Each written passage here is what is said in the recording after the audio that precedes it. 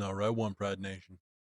Today, I want to talk about offensive tackle because it's a big point of concern in the Lions' offseason. And I think that's for a couple reasons. Of course, everything hinges on whether or not Taylor Decker decides to retire. But if he does decide to retire, the question is, how does he get replaced?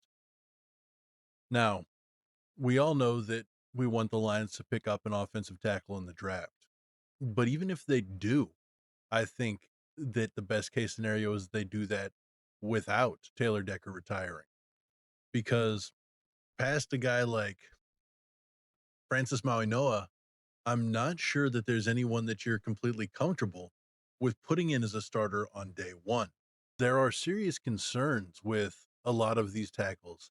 Even a guy like Spencer Fano, who is a right tackle, played very well this season, definitely has a problem with power and, of course, his weight. That could be dangerous on a side of the line that the Lions really utilize heavily for the run game. It's also unlikely that either of those two fall to the Lions at number 17. It's much more likely that we're looking at one of three tackles at that point. The other Utah offensive tackle, Caleb Lomu, the Alabama offensive tackle, Caden Proctor, or the Georgia offensive tackle, Monroe Freeling. And each of them kind of have their problems too. So that brings up a second question. If Taylor Decker decides to retire, do you just draft a tackle and plug him in and hope that he can hold?